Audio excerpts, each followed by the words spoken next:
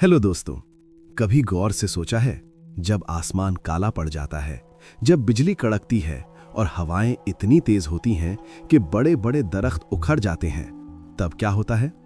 सारे पक्षी जो खुद को बहुत काबिल समझते थे, डरे सहमे हुए पेड़ों के झुरमुट में छिप जाते हैं।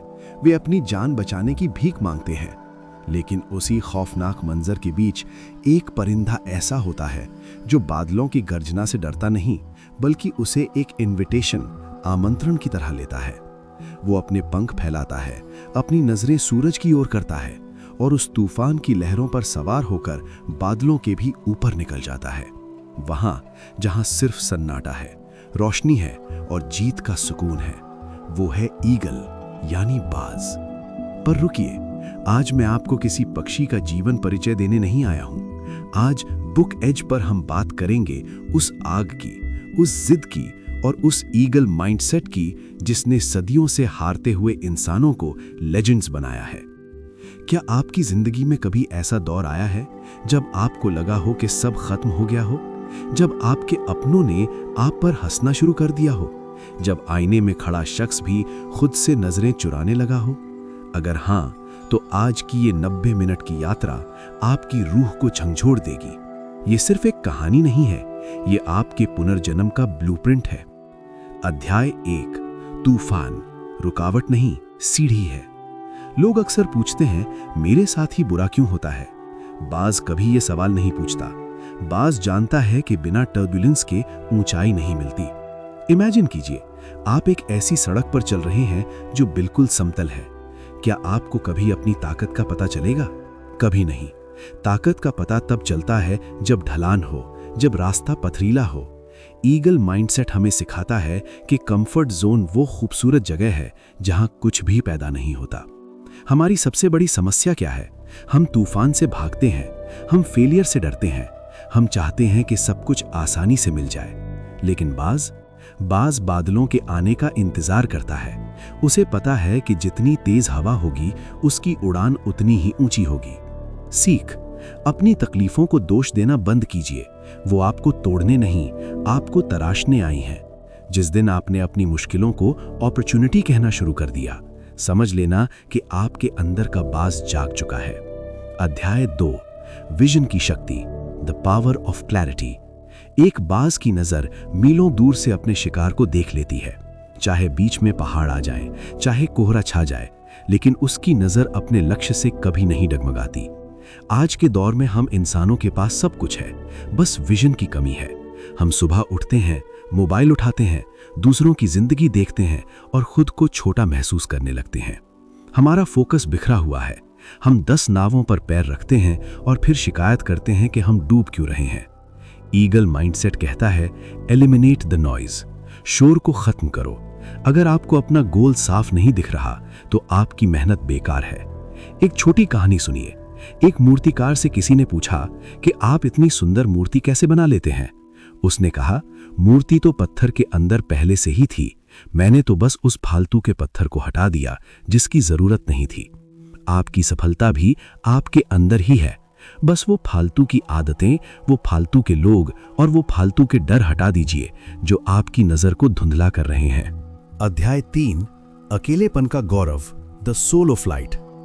बाज कभी कौवों के साथ नहीं उड़ता, वो कबूतरों के झुंड में नहीं मिलता, वो अकेला उड़ता है, फ्लाई सोलो।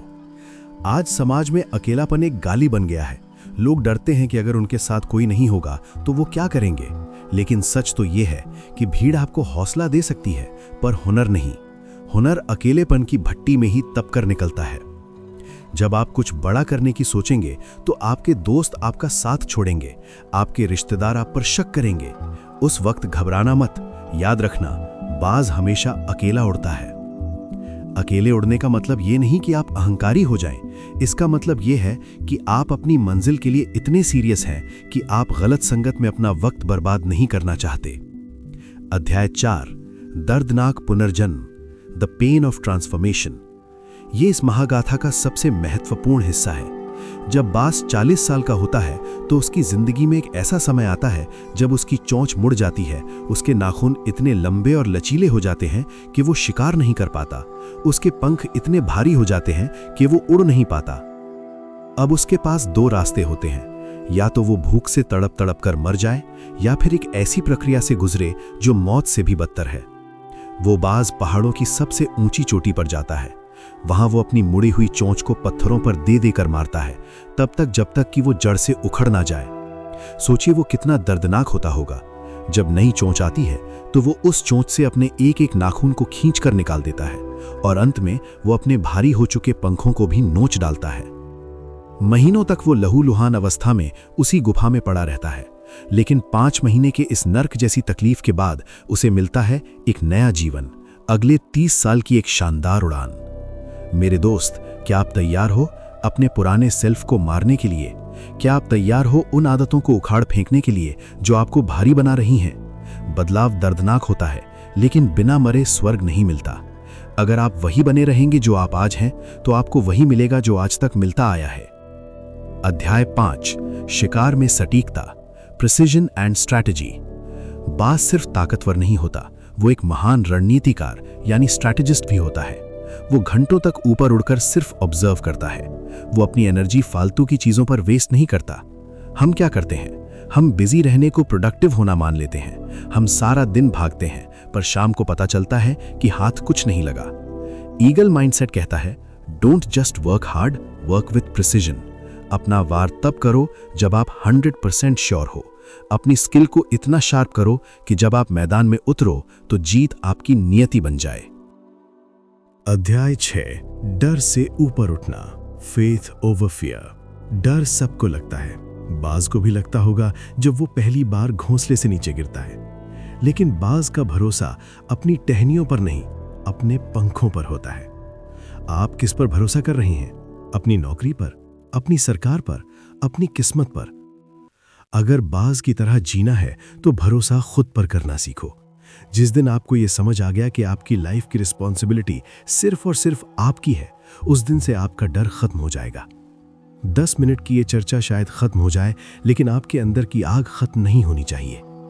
हमने सीखा कि तूफान से डरना नहीं है, उसे इस्तेमाल करना है। हमने सीखा कि नजरें लक्ष्य पर रखनी है, रास्ते के कंकड़ों पर नहीं। हमने सीखा कि भीड़ का हिस्सा बनने से अच्छा है अकेले शिखर पर होना। और सबसे जरूरी, हमने सीखा कि अगर जिंदगी में आगे बढ़ना है तो खुद को बदलना ही होगा, चाहे वो कितना भी दर्दनाक क्यों ना हो। आज जब आप ये ऑडियो बंद करेंगे तो बाहर जाकर आसमान की तरफ एक बार जरूर देखना। वो नीला आसमान आपको पुकार रहा है। वो आपको बता रहा है कि आप जमीन पर रेंगने के लिए नहीं, आसमान को चीरने के लिए पैदा हुए हो। आप बुक एज के साथ जुड़े हैं, इसका मतलब है कि आप उन लोगों में से हैं जो खुद को बेहतर बनाना चाहते हैं। और यकीन मानिए, जिस दिन आपने इस ईगल माइंडसेट को अपना लिया, उस दिन से दुनिया आपको सिर्फ एक इंसान नहीं, एक मिसाल यानी एग्जाम्पल के तौर पर देखेगी। तो क्या आप तैयार हैं अपनी पहली ऊंची उड़ान के लिए? कमेंट में लिखकर बताइए, मैं आज से एक बाज की तरह सोचूंगा। इस सफर में मेरे साथ रहने के लिए आपका दिल से शुक्रिया।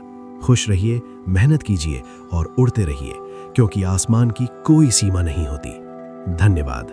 जय हिंद।